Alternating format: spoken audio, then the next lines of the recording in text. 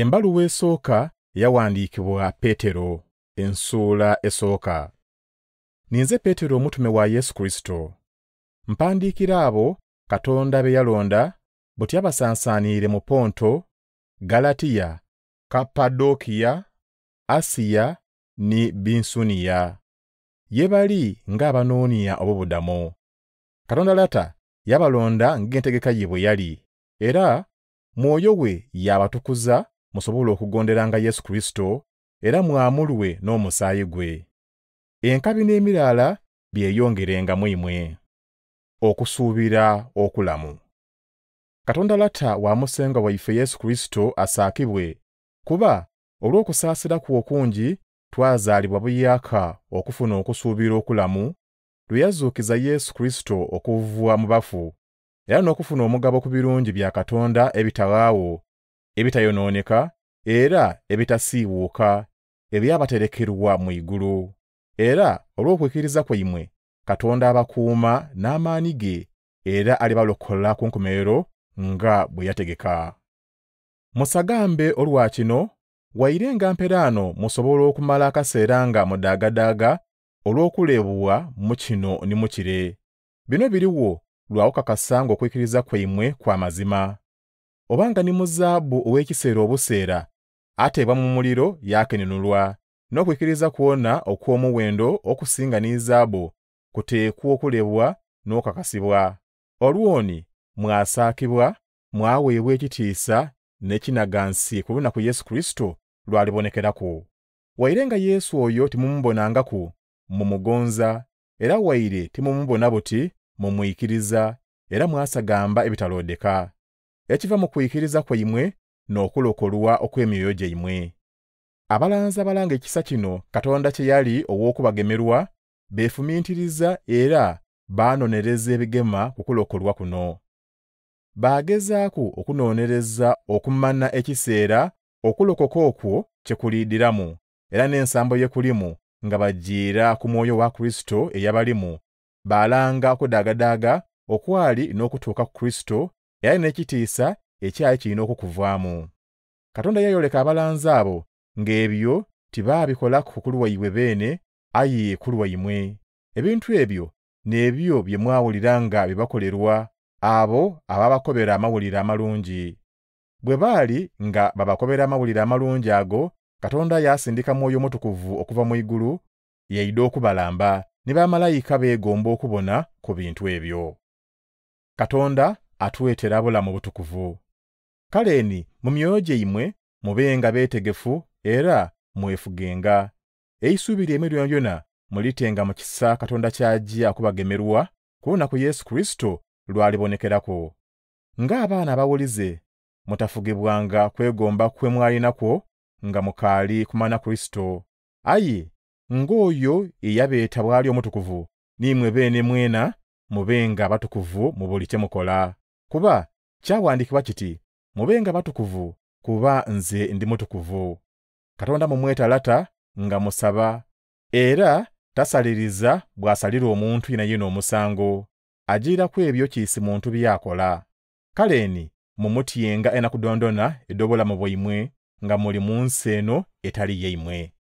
Mwidde bukalamu ng'ekyabaleetera okununulwa mu mpisa dhammwe ediziramu, de mwatoola ku badaada bammwe, ti ffeeza oba zaabu ebiwaawo, kyali omusaayi gwa Kristo ogw'omuwendo eno, ali ng'oti n'entaamento ezira ku kamogo waire kimyamya. Kristo oyo yalondebwa nga n'ensi ekaali kutondebwa, aye yaaboneka mu biseera bino ebisembayo ku lwammwe. Mwoyo mwe mubita okwikiriza Katonda eyamuzuukiza kuva mu bafu n'amuwa ekitiisa, olwo okwikiriza kwammwe n'okusuubira byabanga biri mu Katonda. Nga bwe mwamala okutukuza emyoyo gyammwe nga mugondera amazima, ne mugonzaniya ng'abooluganda, mweyongere okugonzaniya n'omwoyo oguzira mu buguya. Kuba mwazaalibwa omukuzi ogwokubiri, aye ku luno timwazaalibwa muzaire oyo afa, aye mwazaalibwa oyo atafa, nga mubita mu kibono kya Katonda ekiramu era ekitawaawo. Kuba ebyawandiikibwa bikoba biti, ebintu byonna ebirina omubiri biri ng'oti isubi, n'ekitiisa kyabyo kyonna kyonna kiringa oti kimuli kya isubi. Eisubi linyala n'ekimuli kyamagala, aye ekibuno kya musengwa kibaawo ebyanda n'ebyanda. Ekibuno kino n'amawulire amalungi ag'abakoberwa.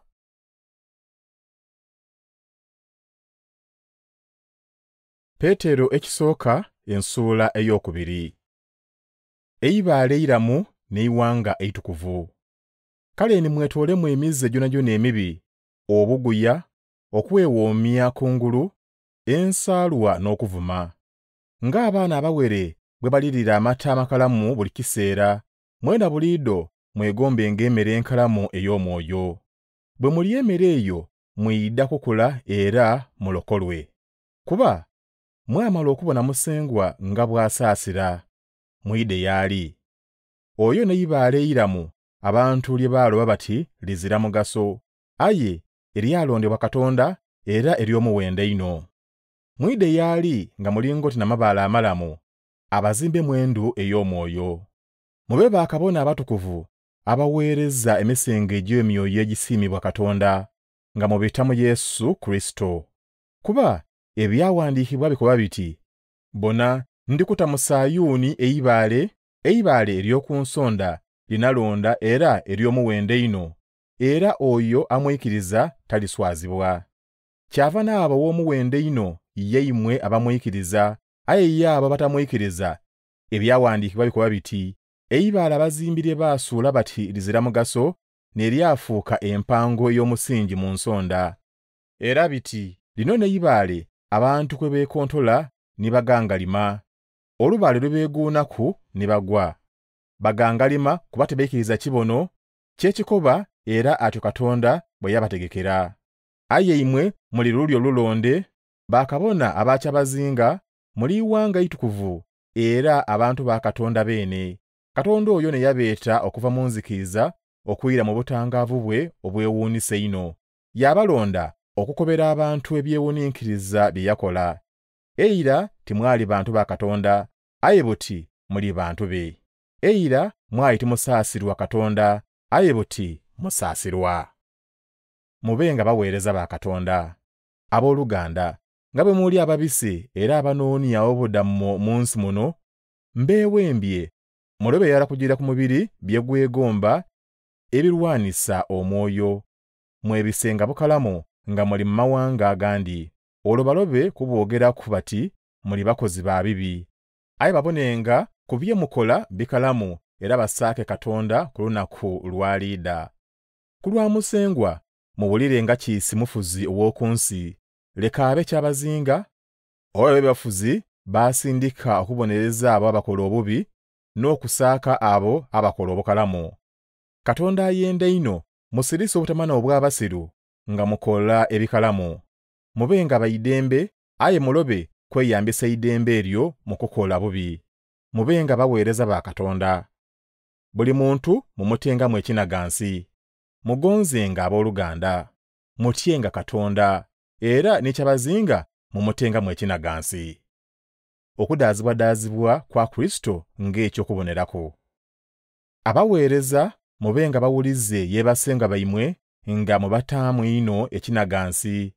Ti abo ab'ekisa era ababatuwaala obukalamu bonka, aye n'abo abakambwe. Wankabi agumira okudaazibwadaazibwa awazira musango ogwayiziiza olw'okwenda okukola nga Katonda bw'ayenda. Naani abasaaka bwe mugumiikiriza nga mubonerezebwa olw'okukola obubi?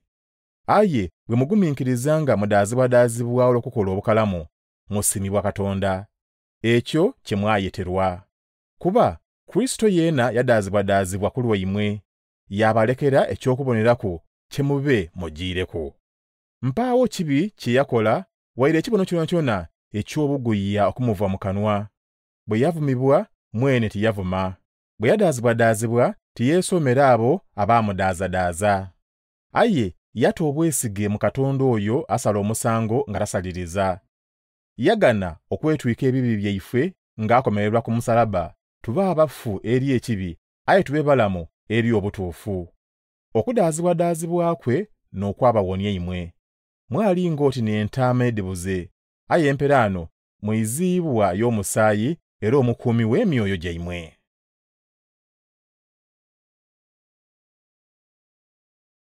Petero ekisooka ensuula eyokusatu.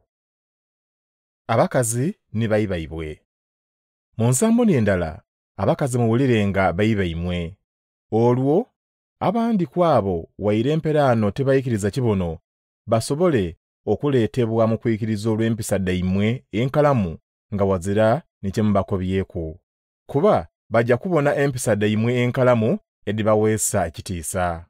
Obulungi bwammwe bulobe kubanga ku byakungulu nga mulanga enviiri, nga mwetimbatimba ebya zaabu n'okuvaala ebivwalo eby'amadolobera. Aye, bubenga mu myoyo munda, n'omube eky'omuwendo ekitayonooneka eky'obuwombeefu n'emiraala. Bino bya muwendo ino mu maaso ga Katonda. Bati abakazi abatuukirivu abeira abaata eisuubi lyaibwe mu Katonda bwe beewoomyanga era ne bawuliranga bayibayibwe. Nga Saala bwe yawuliranga Abulakamu n'amwetanga musengwawe, mwena buti muli bawala be bwe mukola obukalamu era ne watabaawo kye mutya. Mu nsambo n'endala eyo abasaada mubenga ne bakazi bammwe nga mwidi muti mu kikula kyaibwe banafu. Mubatengamu ekinagansi kuba mulifuna nabo obulamu obutalaawo. Mukole mutyo wabule ekitabulatabula okusaba kwammwe. Okudaazibwadaazibwa olw'okukola ekituufu. Ekisembayo muyisaniyenga mwena era nga mulumirwagana. Mugonzenga abooluganda era mubenga baakisa era abawombeefu. Timwesasuzanga nga mukoleibwa ekibi oba okuvuma nga muvumiibwa. Aye, mubasabirenga bwankabi, kuba kino Katonda kiyabeetera olwo mufune enkabi. Kuba ebyawandiikibwa bikuba biti, kiisaayenda okufuna obulamu n'okuba obukalamu, akuume olulimi lwe lulube kwogera bibi, n'omunwa gwe gulebe kwogera byabuguya. Ave mu kukola ebibi akola ebituufu, anoonya eidembe era alitambuliremu. Kuba amaiso ga musengwa tigava ku batuufu era talekera kuwulirisa kusaba kwaibwe. Aye abo bakola obubi abakambuwalira. Kale bwe munaafubanga okukola ekituufu, naani anaabakolanga akabi? Nimwe munaadaazibwadaazibwanga olw'okukola ekituufu, muli bankabi. Mutatyanga muntu yena waire okweraliikirira. Aye, mu myoyo gyammwe mutyenga Kristo nga nimusengwa. Buli kaseera mubenga beetegefu okwiramu omuntu yena ababuuza ku kusuubira kwe muli nakwo mwimwe. Aye kino mukikolenga na idembe era na kitiisa. Mubenga baamufu mu myoyo gyammwe olwo muswazenga abo ababavuma n'ababoogeraku obubi ku mpisa ddayimmwe enkalamu ed'Obukristo.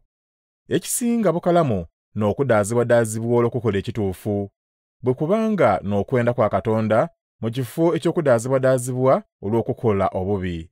Kuba ni Kristo atyo bwe yafuula ebibi byaife omukozi mulala guti era yamala. Oyo azira ku kibi yafiiririra aboonooni olwo atutuuse ye Katonda. Yayitibwa mu mubiri, aye yayirizibwa obulamu mu mwoyo. Era mu mwoyo yajja okukobera emyoyo y'emisibe mu ikomera ekibono. Egyo n'emyoyo egy'abo abaaloba okuwulira Katonda eyabagumiikiriza mu biseera Nuuwa bye yazimbiramu eryato.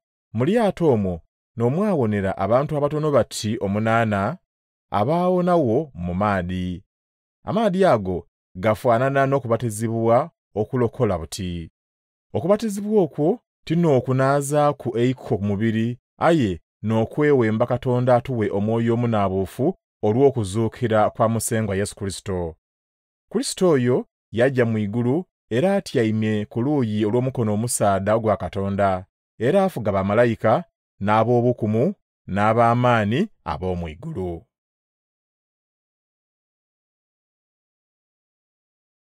Petero ekisooka ensuula ey'okuna. Obulamu obuyaaka.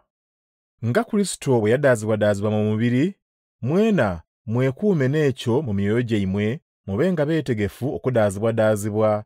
Kuba kiisi adaazibwadaazibwa mu mubiri aba takaafugibwa kibi. Olwo ekiseera kyamalanga akali mu mubiri yaba nga takaafugibwa kwegomba kwa mubiri okutoolaku okufugibwa Katonda byayenda. Mu biseera ebyabita mwali n'obwire obumala okukola ebyo abantu ab'ensi bye benda. Mwemaliiranga mu bwenzi, mu bukaba, mu butamiivu, mu kujja ku bibunuko ebibi, ne mu kusinza ebintu ebitali Katonda ebyeninalwa. Bwe tibabeebuunya bwe otababonanga mu beeyimbako mu bulamu bwene obwo obw'obukozi bw'ebibi, era imwe kyebava ne babavuma. Aye baliba n'okwewozaako mu maaso ga Katonda oyo ajja okusalira abalamu n'abafu omusango. Era amawulire amalungi kyegaava ne gakoberwa n'abafu olw'obweyire nga basalirwa omusango ng'abantu bonna bwe basalirwa, basobola okuba n'obulamu ng'oti ne Katonda mu mwoyo. Enkomerero y'ebintu byonna eri kumpi. Awooni mubenga beetegefu era musabenga. Ekisinga byonna obukulu mugonzaniyenga mu mazima, kuba okugonzania kusoyiniisa ebibi kamaala. Musangaazenga bannammwe mu maka gammwe n'omwoyo mulala. Nga kiisi mulala kwimwe bwe yaweebwa ekitone akikozesenga bukalamu baine baganulwe. Kino akikolenga ng'omuwanika ow'ebirungi bya Katonda ebya buli nsambo bye yandikoze. Oyo akobera abantu ekibono kya Katonda, akobere irala ekibono ekyo Katonda kyamuwa. Oyo aweereza aweerezenga n'amaani Katonda agaamuwa. Olwo Katonda aweebwa ekitiisa mu byonna ku lwa Yesu Kristo mwene kitiisa n'obukumu ebyanda n'ebyanda. Amiina. Okudaazibwadaazibwa ng'omu Kristo. Abooluganda, okudaazibwadaazibwa okuzibu kwe mulimu kulobe kubeewuunyisa ino ng'oti tukubanga wooku, kuba kuliwo lwakubala bulebe. Aye musangaale era musagambe olw'okubona nga mudaazibwadaazibwa ng'oti ni Kristo, olwo mwidule isanu ekitiisa kye lwe kiriboneka. Obanga abavumira eriina lya Kristo muli bankabi, kuba kino kitegeeza nga mwoyo wa Katonda ow'ekitiisa ali mwimwe. Mwimwe mulobe kubangamu adaazibwadaazibwa ng'alangibwa obutemu, oba obwibi, oba obukozi bw'ebibi, oba olw'okwenyigiza mu bitamugemaako. Aye ole bw'adaazibwadaazibwa olw'okuba omu Kristo, alobenga kuwulira nsoni mu liina lya Kristo, aye awenga bwa Katonda kitiisa. Ekiseera eky'okusalirwa omusango kituuse, era abantu ba Katonda beene n'abajja okusooka kusalirwa. Kale obanga ajja kusooka niife, meemale leero kiriba kitya n'abo abaaloba okuwulira amawulire amalungi agava ye Katonda. Era ebyawandiikibwa bikuba biti, obanga kikalangafu omuntu akola ebituufu okulokoka, meemale leero abakozi ab'ebibi abatatya Katonda baliba batya.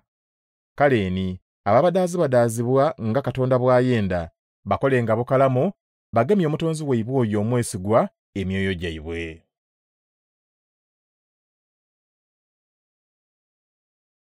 Peetero ekisooka ensuula ey'okutaano. Okwaya ebyayo bya Katonda. Nenda okukubiriza abo abakulembeze b'abayikiriza abali mwimwe. Zeena nga bwe ndi mukulembeze munaibwe eyabonekera ku irala kudaazibwadaazibwa kwa Kristo, era ajja okugabana ku kitiisa ekijja kwolekebwa, mbakubiriza okwayanga obukalamu ebyayo bya Katonda bye yabagemya. Mutakolanga mutyo lwa kukakibwa, aye mukolenga n'omwoyo ogwenda, era nga ti lwa kugwidubanira byakufuna.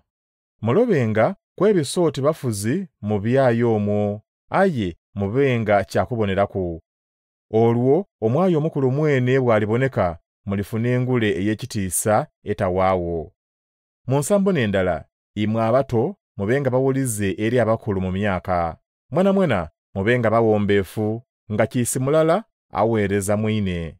Kuba ebyawandiikibwa bikuba biti, Katonda atakanya abeekudumbaza, aye abeewooya abooleka ekisa. Kale eni mwewooye wansi w'omukono gwa Katonda ogw'amaanyi, olwo alibafuula okuba abaawaigulu mu kiseera kye ekituufu. Mumulekere ebibeeraliikiriza byonna, kuba abafa kwino. Mwefugenga era mubenga beetegefu, kuba Sitaani omuzigu waimwe ajjanga atambulatambula ng'oti mpologoma ejja ng'ewologoma, ng'eyagala yeenaakaavuula. Mutamugana era mwekalangulire mu kwikiriza kwaimwe, nga mwidde bukalamu nga baganda baimwe mu nsi yonna bali kudaazibwadaazibwa mu nsambo n'endala eyo. Aye olumaliira olw'okudaazibwadaazibwa akaseera akatono, Katonda w'ekisa ekitakoma eyabeeta mube mu kitiisa kye kitawaawo mu Kristo alibagoloza, yabawa amaanyi era yabagumya. Katonda oyo afugenga ebyanda n'ebyanda. Amiina. Okusiibula. Mbawandiikira embaluwa eno enimpi nga nambibwako Siluvano, nze ye mbonanga mu Kristo munange omwesigwa. Ndikubakubiriza era nabakakasa nti kino kye mpandiise n'ekisa kya Katonda kyene era mutakivangamu. Bakristo bannammwe ab'omu kikunsu ky'abayikiriza mu Kristo eky'omu Babiloni boona abaalondebwa Katonda babalamwisa, era n'omwana wange Maliko yeena abalamwisa. Mulamuseganiyenga nga munwegeragana mu kugonzania. Emirala gibe nimmwe mwena mwena mu Kristo.